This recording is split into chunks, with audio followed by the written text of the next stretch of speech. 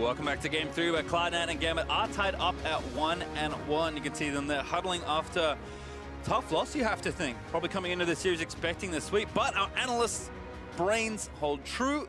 Is at least one game dropped as we tied it up? Yeah, absolutely. And I don't think you need to rush to panic stations right now if you are the Cloud9 faithful. In saying that, there is some cause for concern because this was a Gambit lineup that in the group stages looked incredibly shaky and did not look like they were playing their best League of Legends. Sure, the draft was much different and we did see a different Gambit this game, but I think game one also had some small areas where you would say, you know what, this is not what we want as Cloud9. At the same time, you have to look back at what they were able to achieve last year throughout the play-in stage where they looked absolutely dominant over these teams. And I think that, you know, you're starting to think, is there something we need to change? Is there something else that we need to lean on right now? Because small things in our game are not working. Again, like Cloud9, when they're playing the thing they know, they do look very good, but they had a very different draft and perhaps that didn't quite work out. In the essence of stability, however, they are actually subbing Svenskeren in. I think it makes sense. Blabber, he needs the reps. He's a rookie player. I know Reaper's personal philosophy is very much about, you know, give the rookie time. He's a strong player, but he needs, you know, time to get comfortable. Svenskeren is the opposite. This is a massive veteran. He and Diamond have been playing against each other for a very long time. In fact, the last time they played was all the way back in 2015. So certainly two junglers that know each other well. Yeah, certainly are. And just hitting on the Blabber thing, this game is obviously going, this series is going past this game. Whoever wins, we're going to play another one after it at least. And being able to sit down with your coach and watch pathing, watch Diamond's tendencies, especially if Reaper, like Raz, is starting to notice that Diamond is getting to his power points in the game without really being challenged all that much. There might be areas that, you know, Sven can come in this game and adapt to, and then Blabber can try and take some of the nuance of the jungle into consideration. But Cloud9 now need to come out with a statement game with Sven. In my opinion, coming into Worlds, if you're Svenskeren, you want to continue to have dominant performances on the world stage. This guy has always stood up for his team and looking forward to seeing whether he can do it again today. And stylistically, you think Sven is such a good jungler at controlling the enemy jungler. Yes, he can make plays, he can play the things like the Lee Sin. He is willing to be aggressive with biceps like that. I don't blame him. But this is a jungler that's so good at tracking other junglers. And given how essential Diamond has been to basically the entire first 15 minutes of Gambit's games, if Sven smothers him, it feels like Gambit have almost no way back into the game. Yeah, absolutely, because what we're seeing right now is Jensen winning the 1v1. So if Sven can get on some form of jungler like a Graves that he's performed on well lately and can force out some of those 1v1s, then all of a sudden Diamond can't help out Kira's lane. Kira, instead of falling down, you know, the 15 CS as he did in this game, is falling behind the 25-30 CS as he did in game number 1. And I think that that early mid game is much harder to recover for the Gambit lineup at that stage if Kira is set that far behind on Anivia. Remember, this guy was egged as well on wave 4. So, I mean, it's just going to become more and more difficult. Actually, it was level 6, it wasn't wave 4. But I think that the important thing right now for Cloud9 is to make sure that, as Mark said, you're not changing everything. Get something a little bit different from Licorice. I think that, you know, him playing a carry is all well and good, but they do rely on him very heavily in teamfights, and the Akali didn't have all that much teamfight impact, wasn't able to get it rolling in a split push either. At the same time, you know, you gave over Varus, Tahm Kench, a lane that I thought was going to be hugely prominent at shutting down the Kai'Sa, and this was the first time I really saw a Kai'Sa get shut out of a game. Turret went down, kills went down in that bottom lane, weren't able to rotate around the map, gave up Dragons, gave up Rift Herald.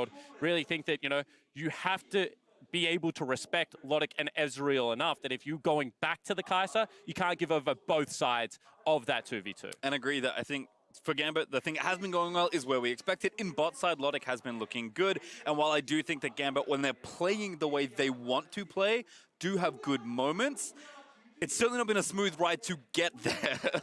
Yeah, absolutely. And once they got there, it's not a smooth journey out of that destination either. I mean, they are really taking their fans for a wild ride. That game, I think they died 4 times trying to enter the C9 base to take down that inhibitor. A couple of them were Stejos as well, who was feeling very good after, I think, a 5-1 laning phase, something like that into the mid game, and then really did kind of run it down a couple of times. So I think that, you know, that's easier to fix, to be honest, than some of their early game problems. You know, you just say, take a deep breath.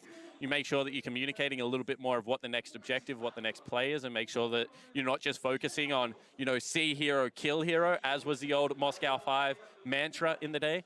And I think that they can tune that a little bit. And again, this is a game that will determine who is going to get the first match point of the series. Game 3, always critical when the series is tied up 1-1. I think on both sides, as expected for any team in this sort of situation, we're just looking for a bit more cleanliness, a bit more smooth gameplay from either team here. If Cloud9 with Sven coming in can just smoothly ride the game out and win cleanly, that's great for them. If Gambit can kind of shore up their early game somehow, maybe just by playing a little bit more slowly or picking a bit more aggressively in the draft, that's good for them as well. So as Champ Select is approaching, we'll see what the teams do want to do. Because the disaster right now, if you were a Cloud9 fan, is that Sven comes in, nothing changed, but your early game looks worse. Because then you're in real trouble. I don't know what you go back to at that stage. At the same time, they still do have very good team fights. Every taken control of the blue side of Summoner's Rift. And once again, they're following the instructions. They just get rid of the Tahm Kench. It is an annoying champion at the best of the times. Game winning in the last game situation, in my opinion. Yeah, that's TK banned, as you mentioned, and Nivea also going to join that, so just taking that comfort away from Kira. Gambit continue with their trend of banning Aatrox in every game so far, I believe. They have banned Aatrox and Urgot themselves, but did get it on blue side in the last game, but have to think that with that not true, Urgot is once again going to be banned. Yeah, and sure, you know, having to ban Tahm Kench and Nivea opens up the Sion and the Gragas, but really, they weren't the most impactful. As long as this remains a Taliyah ban, I think that Cloud9 are absolutely fine with how this works out. And actually, it's not going to. So now you give a lot of priority back to Diamond in this draft. And Diamond, like we said, playing well. Lost like 5 to 6 or maybe even 7 picks in that draft, given how many bans were thrown toward the jungle. Will now have a lot more options opened up to him as Gambit consider their final ban in this first phase. Yeah, well, with Diamond, I mean, they banned 3 first round, 2 on the side of Cloud9, 1 on the side of Gambit because they took off the Nocturne. Then he had another 2 in the next round, and Kindred got picked away. So he was forced very far down the tier list. Okay! With Alistar banned, Cloud9 snap off the Thresh for Zeyzal. Yeah, that's a confident pick right there. Zeyzal's played a couple of games of it already. I thought it looked okay in the team fights, to be honest. Laning phase still a little bit hit and miss. Wasn't able to really land many hooks, but I think that a pick that allows Sneaky to play up in lane. Sneaky played Draven with it once, and they had a lot of good mids priority when they rotated him into that lane. Certainly can work out for Zeyzal here, but once again, this is a rookie in a tough situation, 1-1 at a World Play-ins. Once again, you do not want to go down 2-1 here if you were Cloud9. So pressure on the young man. Yeah, also on a champion where the burden of execution is very high. So not only are you given this first pick to try and make something happen, but you need to play exceptionally well to perform on the champion. Gambit, though, on the other side, will react by taking a support. They actually grab Rakan, and they do get the Sion there for Stejos. So the Taliyah that they may want could potentially be stolen away here, but we'll see what Cloud9 do want to take for picks 2 and 3. And that would be a statement if they go back to the Draven. Really, only things like the Xayah, like the Kai'Sa up and available here. Potentially they can take the Ashe into the matchup, but Draven just bullies out those short-range 80 carries. See whether they couple it with more of a supportive mid laner or whether this is the game where they put Licorice on a take and Jensen and Sneaky get to play their carries. Well, we'll see here. It's a singed hover here from Jensen. Actually a lock-in as well. Licorice continuing to show picks here up against Stejos. And that's really interesting. I would like to see him actually play Taliyah. He goes with the Gragas. The reason I was going to say Taliyah is because when you have something like a Draven, obviously Lantern can save him, but Taliyah wall into the Battle Dance combo from Edward in this situation is going to be pretty difficult for Sneaky to deal with late game. It just cuts off all routes of retreat. In saying that, talk a little bit of the Singed versus Sion matchup. Singed is going to get to the point where he picks up 3 Dark Seals and just proxy farms. He's going to be pretty obnoxious to deal with. And it's going to shorten the windows that Stejos has to join things like the bottom lane with the Sion ultimate. Going to put big pressure on the turret early on in the game as well. So I like this out of Licorice. Singed versus tanks historically has always been a pretty good matchup. And having something here, whilst Mike said, you know, don't show anything new, can be another tool if people are going to blind pick tanks versus Licorice. Well, Gambit ban Olaf and Aurelia here, taking some picks out of the jungle and mid lane. Xayah there banned for Cloud9, kind of get the luxury of banning away here in this phase to deny Lodik another 80 carry. And we'll see if they even pick on him again with this ban or fancy something else, as they've got 10 seconds to make their final ban selection for this game. Because you would expect this to just be the 80 carry pickup right now for Lodik. guarantee Kira counterpick one more time. You can see they are very aware of the assassin champion pool that Jensen brings if Svenskeren is playing. So I still expect this to be something like a Kai'Sa, like an Ashe. I mean, if they want to go really defensive, they can go Ezreal, but potentially like damage. I'm just trying to figure out what's going on with that Ziggs ban, but we'll brush over it for now. Lodik is going to go back to Lucian. Not a huge fan, Pastry. Okay, why not Spawn? I think that Lucian, similar range is what the Draven is going to bring to the table, does have windows where he can go aggressive, but has to push forward to be able to do so, and should set up plays where, you know, off the stand aside, Zeyzal is able to lock him down and take him out.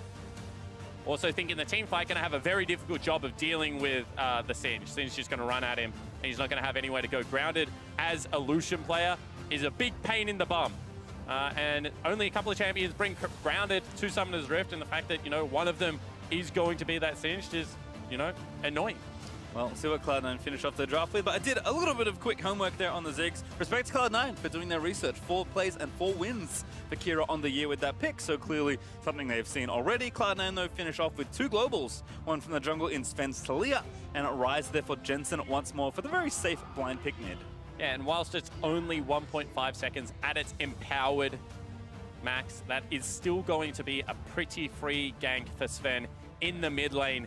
This is a duo that can put extreme pressure on Kira and will ensure that Diamond probably once again has to play around the lane. Saying that takes a pretty good matchup in the Galio, and they now have a massive wombo comp, I think is a fair statement to make. Agreed, and Gambit, unsurprisingly, are drafting to just pile in and win the big 5-on-5 team fights. Cloud9 perhaps with a bit more finesse, but a ton of lane pressure they can apply all across the map. But I think maybe falling back a little bit more to something that is more standard for them. So we'll see what can Sven get done on this aggressive early game jungler, and can Cloud9 with maybe going back a little bit more to what they've shown already in the tournament. Again, both these teams are looking for the same thing, a win and a smooth game. And really, when we have a look at this,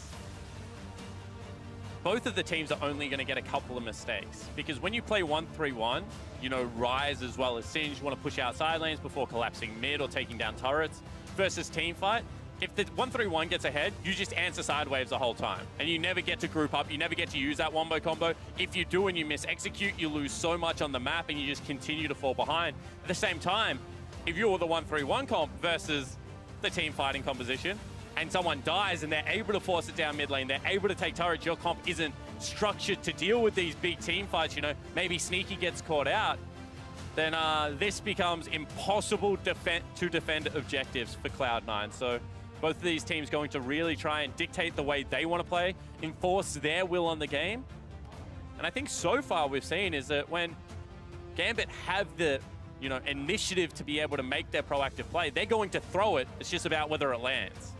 Well, we'll have to see, and of course, with Sven back in the lineup with a more aggressive pick, what does the early game look like now? Because you said it already, if the early game is somehow worse, then we have more problems we'll have to think about later. But Gambit have struggled in the first 15 minutes of the series so far.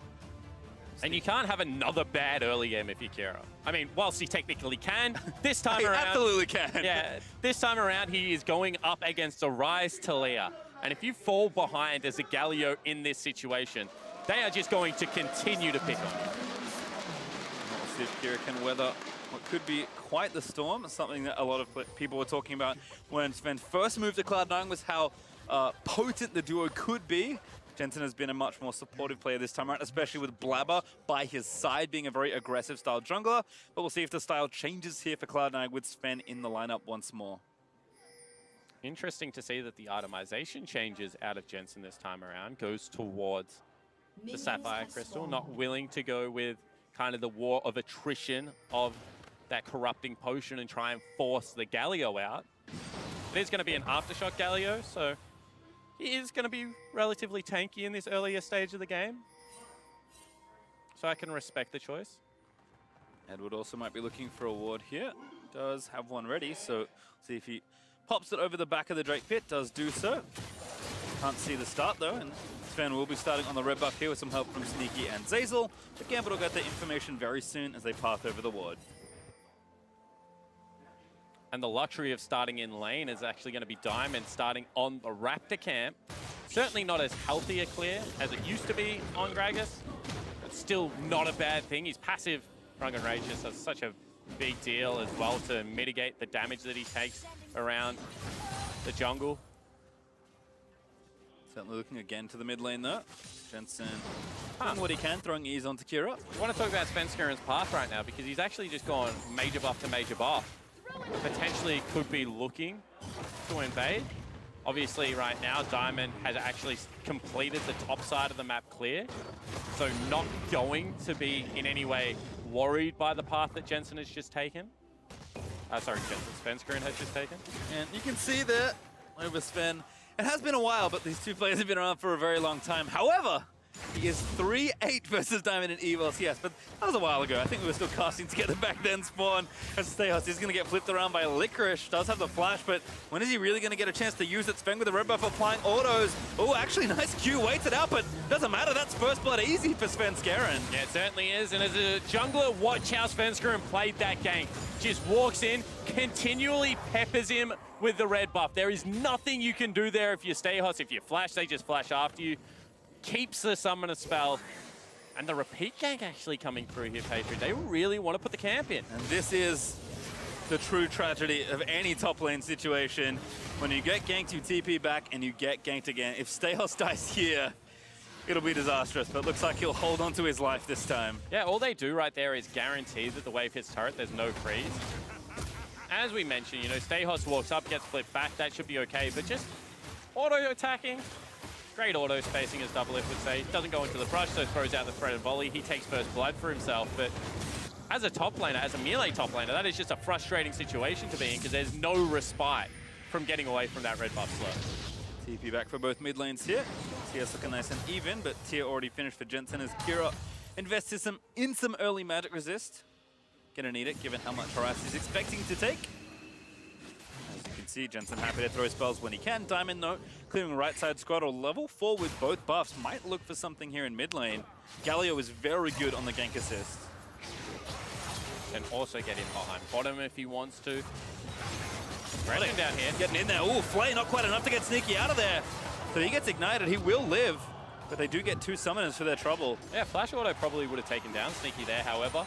Not going to be the case. You can see that they value the summoner spell on Edward, who used his flash in game 1 as the Alistar, then got repetitively ganked. And I said I'm not a massive fan of this lane, but if you match sides with the Draven dash forward, nothing really that Zeyzal could do there. Didn't go aggressive. Chris flips Kira around. The Justice Bus still there, and that's an easy pick-off.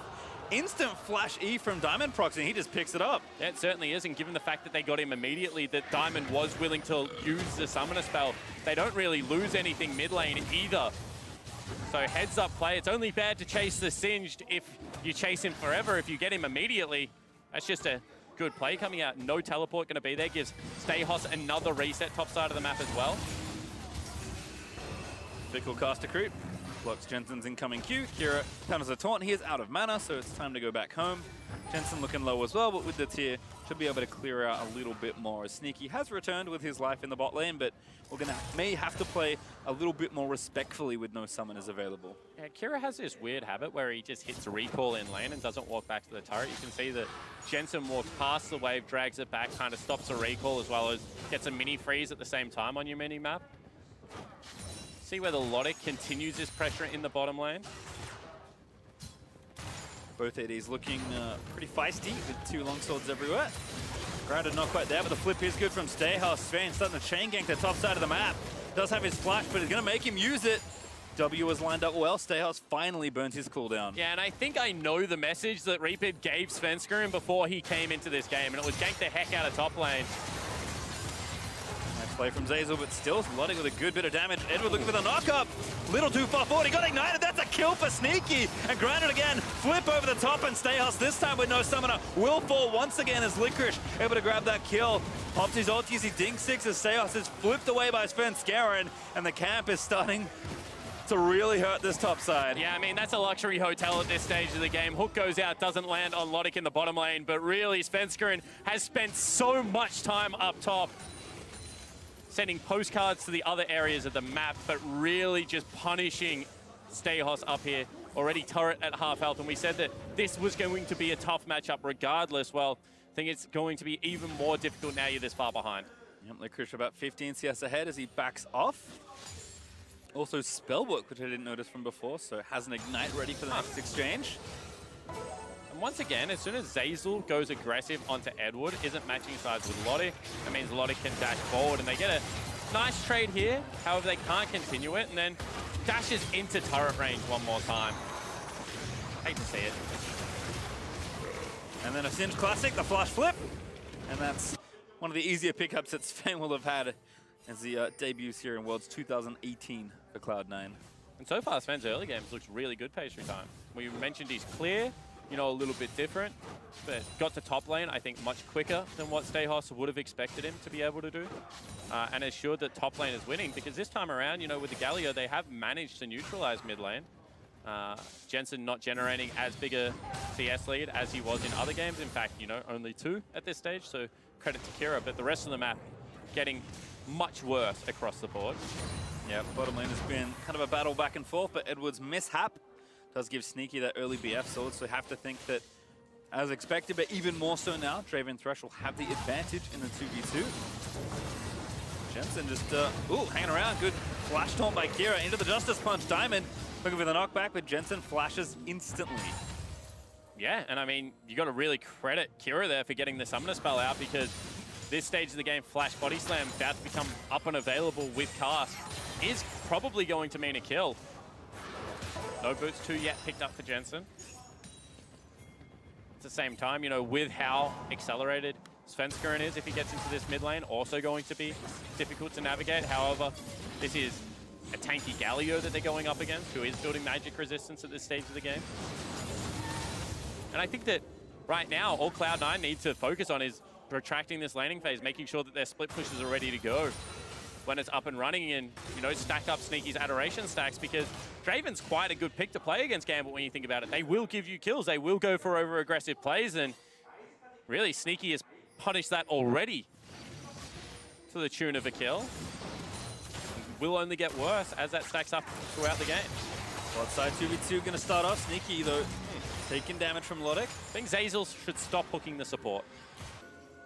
If he holds that for when the dash in is there, is now top lane. 2v2 brewing, knock up there onto Licorice, but they are going to dive in onto Stejos. Still Diamond, he's going to move in, but Licorice running around, he's got the ulti procced away, and now he's going to try and catch this wave. Kira here as well, though.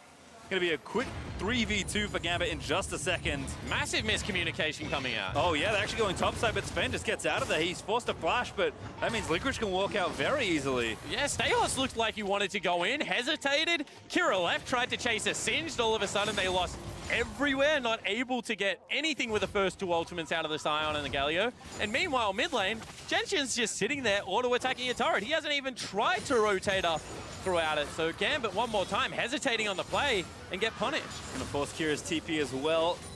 Goes mid to try and protect that turret. And another TP topside. Gambit losing options here on the map. C9 just walk in and walk out top lane.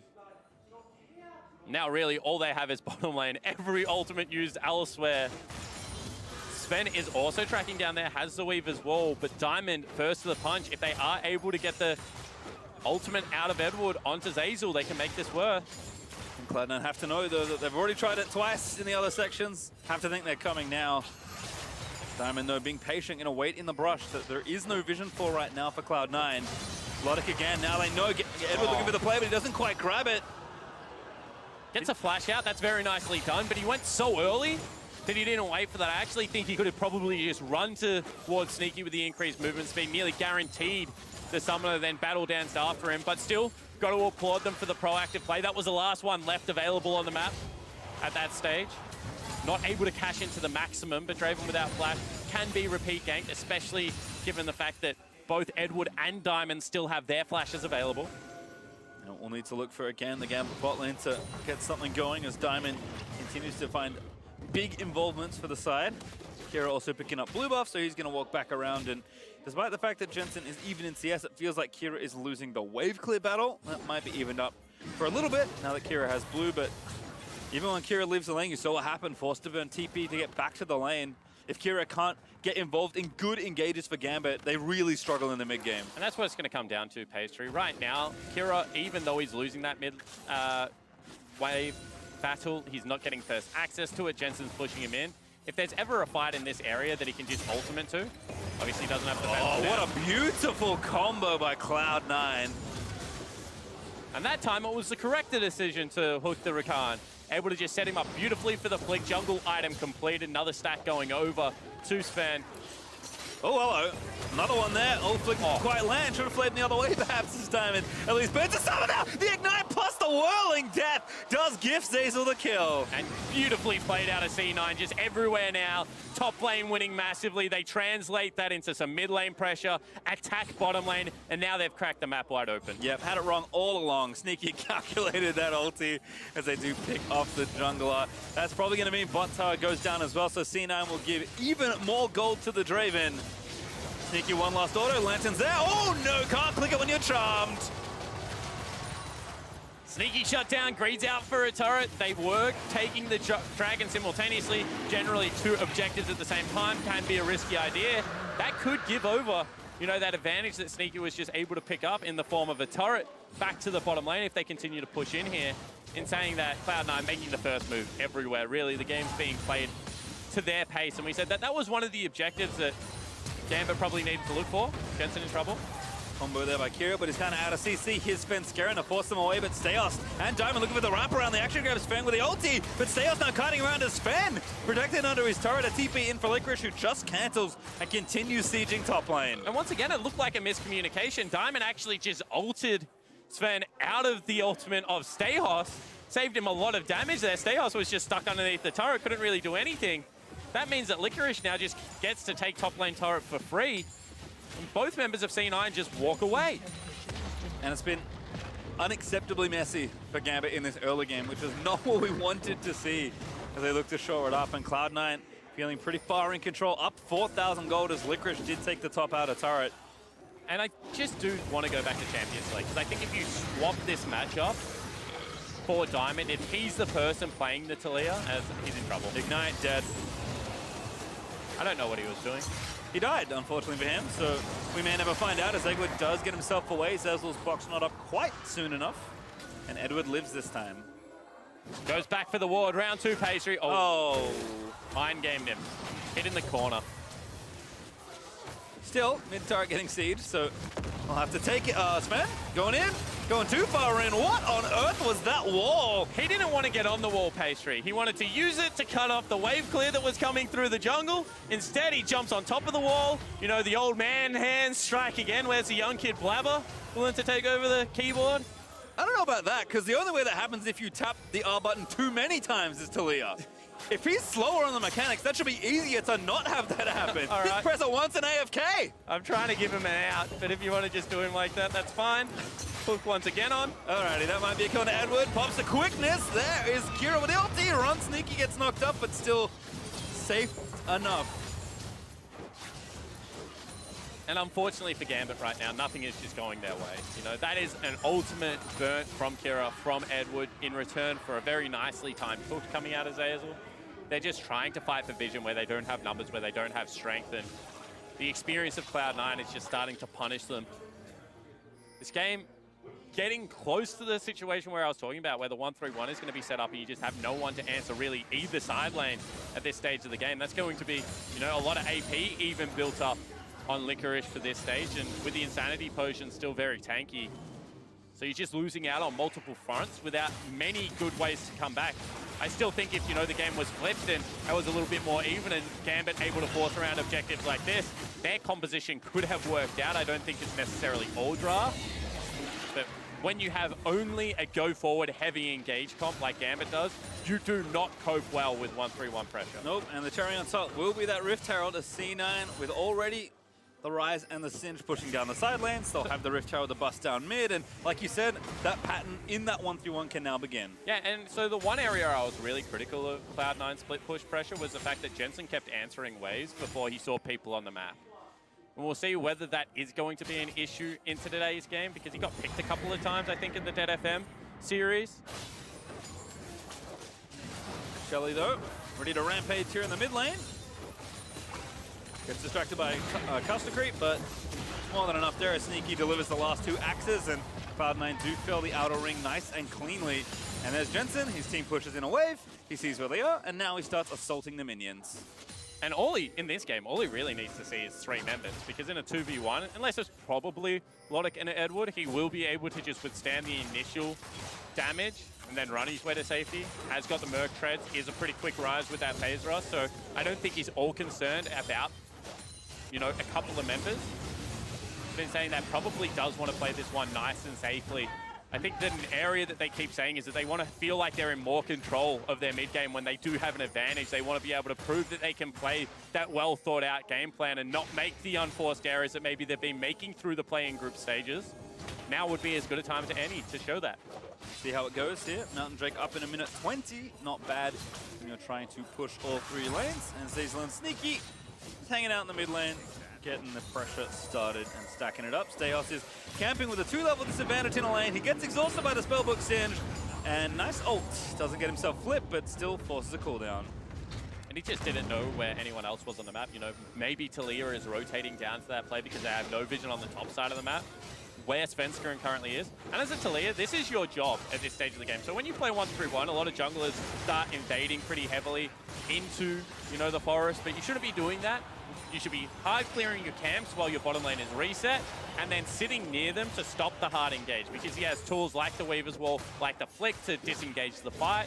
And then if they go over aggressive, obviously he has a lot of damage to be able to punish that. So I think that right now Sven, showing his class, showing that he can slow the pace of the game down, does know his role in this situation, is able to execute upon that. I think Cloud9, that is certainly one of the reasons you bring in a veteran like Svenskeren. Just bring, again, a little bit more stability and a little bit more calm into their team. Flabber, for how strong he is as an individual mechanical player, is extremely hot-headed as a rookie jungler. So again, you bring in the man that can calm things down, has a ton of experience in high-pressure situations, and Cloud9 calmly going to move themselves down to this Mountain Drake.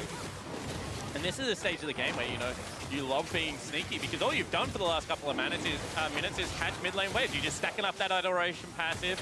You know that eventually they are going to have to force a play, something like a Baron fight, where they try and 5v5, you know, maybe they force mid lane, and you hope that it's an overreach. You hope that you're able to punish it through a kill.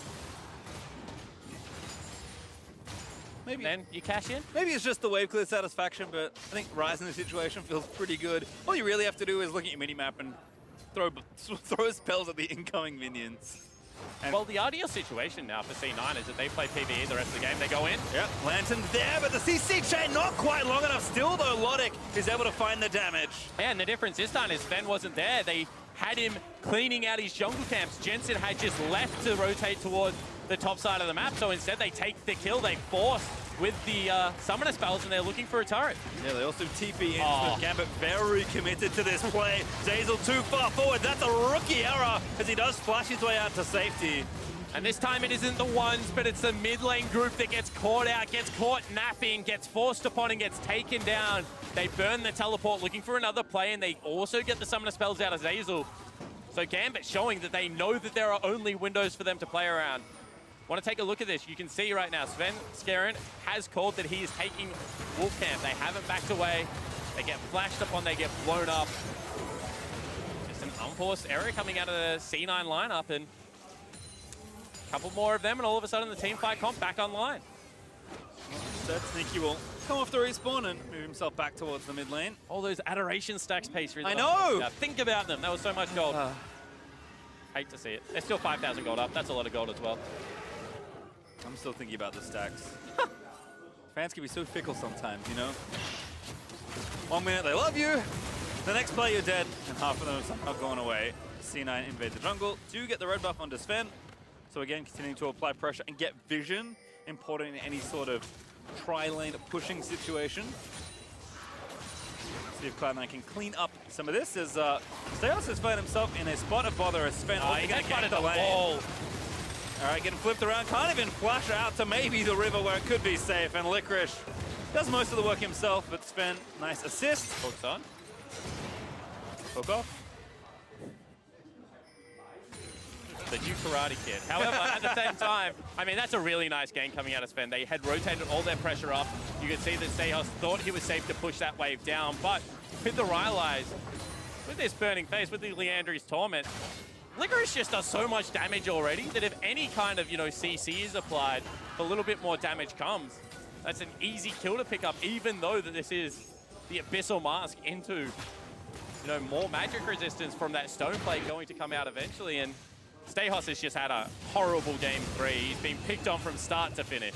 Yep, again, almost a nice bait of the sign pick here by Cloud9 as Jensen still fighting Kira, but Sven this time is in the right spot. The 2v2 has started, but Kira's almost dead before it starts. Zeyzal looking for the hook, but he does miss as Diamond low enough as Kira will also charge in, but Sneaky able to clean him up as Cloud9 collapse. This time, Gambit, they tried to find the play, but it's Cloud9 that will make them pay. What a fight out of Cloud9 one more time. Jensen is not worried about the 2v1, runs in blindly, able to bait even more members to continue. And 22 minutes in, this one looks a lot more like game number 1. They're going to take the Baron. They'll wander in, they'll take the Baron at around the same time frame. And we talked about it, the Mountain Drake, the Baron. Sim starting to win his side lane. All these things point to just making it harder and harder for Gambit to stop the incoming tide. And you got to feel sorry for Diamond here because he thinks that he's got the body slam in, but he does so much damage to himself, dashing through the pebbles, and a very nice flash out of Svenskeren gets him to safety. Meanwhile, Jensen just can't go down. Movement speed, so good at being able to get you out of those tricky situations when the collapse is completed. You can see Diamond not very happy with how that play worked out, but I mean, when you're 5,000 gold behind already, you've got to throw some plays with a team fight comp. You can't allow your team to get forced off that many objectives, and they went for it. Didn't work, now they're 9,000 gold behind. Sion looking to close this game in quick order. And perhaps one of the most frustrating ways to lose as well. It sucks to get 1-3-1. Svenskeren just peppering rocks over the top, poking Gambit members. Stand aside actually hits Stejos, but not enough follow-up to try and extend. Still, Jensen, though, with double Baron cannons, is hammering this mid lane outer turret. And you see, they're just throwing skill shots at them. They know that the wave clear is lacking. As long as they protect these two cannon creeps, the turret will eventually fall down, and they've caught a fish. Hook on Kira. But again, charging in, Edward trying to find something as Sneaky needs to kite his way out of there. They do grab one. Licorice falls in the front line, but Gambit don't really have enough follow-up here. As Jensen still charging through Whirling Death, barely able to attack Stejos, but it's Ryze that finds the final spells to seal his death. And a trade C9 will take. They've still got Baron. They'll bust down mid-turret. They'll take the inhib as well. And pretty well played out of Cloud9. The hard engage was there, but it was missing layers, not able to get everyone in at the same time. They're actually teleporting to this wave. They might be in trouble. What a savage hook from Zeyzal! And Edward's dead before he can dash away to safety. Kira also TPing behind enemy lines as Diamond eats the next lasso there from the Thresh. He'll pop the watch, but they'll take the turret. The hook again finds onto Diamond. Zeyzal make it 3 in a row. He will fall, but Cloud9 collected almost everything as Kira ults away almost to his death, but that last E will take him down as well. And certainly will. And now with 4 members dead, they can continue to press into this base. Stejos going to try and come back up and available and slow this down. The Cloud9 could potentially look to end here. You said it already, Spawn, when you start to get beaten in 1-3-1, your mistakes just amplify. Gambit fall exponentially further behind in this game, and C9 are looking to open up this Nexus and give themselves the win. They take one turret, they will back away for now, but Gambit are woefully far behind. Yeah, they certainly are, and pretty disciplined play. As Licorice was in the mid lane, could have walked another creep wave up there. Instead, they decide to just back away. They know they're in such a commanding position. 14,000 gold in the lead right now. And the mid 2v2 has just gone terrifically well. Jensen once again holding his own, 6-0-2 on this Ryze. But really it has been Svenskeren and Zeyzal starting up these plays. The first hook, as you mentioned, that's pretty dirty. But the second one to continue the pressure to pull him through the pebbles. And then there's a third pastry time. Just has Diamond on a rope right now. Could not go anywhere. Eventually did fall down, but I mean, at that stage, job well done. I think more than enough value accrued for that death. Zeyzal certainly will be happy with that situation as Ocean Drake the second goes over to Cloud9, and they've got one more spot to siege. Diamond, what are you doing there? To be fair this time, he did dodge the hook. Just couldn't Still ultimately or the Ryze route, which is literally untouchable. And with no jungler, you know, without that cast to start up a fight, even if you did start one up, you're 15,000 gold behind. No real good plays on the map to be right now if you are a Gambit. Well, Stejos and Edward can maybe make it happen, but I'm going to call the chances extremely unlikely as Cloud9 will take down inhibitor number 3. They're just walking it in here to finish off this third game and push himself to 1 game away from match point. Edward, he tries to do what he can, but he explodes to Sneaky in the front side of the fight. Kira with a good set of taunts, but they just don't have enough to do much of anything. Draven, a double cash in as Sneaky withdraws from the ATM of 2 members of Gambit. The Nexus explodes. Diamondprox explodes one more time, and Sneaky finishes with a triple kill flourish as Cloud9 will camp the mountain and take themselves to match point versus Gambit. And you got to say a much better performance out of Cloud9 this time around. The change up in the junglers certainly did its job. Camp Licorice's lane, get him a huge advantage, make him untouchable in the side lane, then join the 1-3-1. And Gambit now very firmly placed on the back foot because that all-in comp did not work. I mean, I think for me, the end of that game says it all when we flash to the player cams, because the rock there for Gambit, Diamond looks shattered after that loss. Yeah, and you got to think that, you know, he's playing the side of the jungle matchup that he wanted because he was a person that took priority on the Gragas pick. Would have been able to pick up the Taliyah if he wanted it.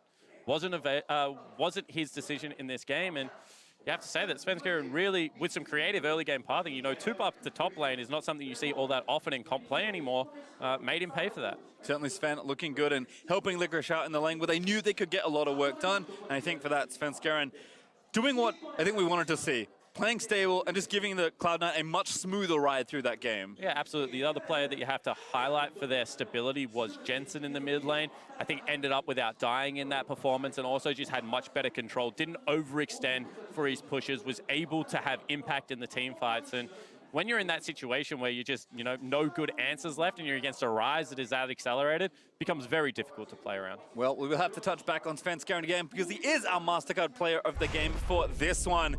Just felt like he couldn't do anything bad. Yeah, it certainly did. I mean, from the situation where he's just able to get in the top lane. Once again, this is a level 2 Taliyah. No longer does Scuttle Crab give you that level 3 mark. Plays the gank very nicely, cuts up any form of retreat, picks himself up the first blood of the game. And I think that from there was just able to repetitively access lanes at will. I think, you know, the other frustrating thing is Stejos, every time you die, you're getting flicked away from your creep wave. You're not able to clear it out the way that Sion wants to. And I mean, once that was just snowballed, there was no real way back in. I really like kind of what Cloud9 did there. It's saying, okay, how are Gambit beating us? It's picking good, strong 5v5 comps. It's like really doubling or tripling down on engage in the mid game, and Cloud9 says, fine, we'll just play clean 1-3-1 and just not let you do anything. And losing that way, I said it already, it sucks. Yeah, especially given the fact that you're like, we have a winning 2v2 bottom lane, so let's continue to play towards that. You know, we're going to take the Rakan, we're going to take ourselves Lucian in this situation, and then the Draven Thresh comes out one more time. They really do stop a lot of that aggression. The early laning phase still looked pretty good. However, as soon as Edward overextended one more time, I mean, Lodik really has been burnt by Edwards multiple times across his play in stages. You know, you give that kill across, all of a sudden Sneaky is accelerated. You can't really go in for those trades anymore. You just don't have a victorious part of the map to play around. And Kira, once again, did his job okay this time around, but he was never going to really smash the Ryze in the split. And they just slowly but surely cut off all their options to winning that game. Well, certainly did, and now with Cena at match point, it's time to step away. We'll see if Gambit can bring this series to a game 5 when we return.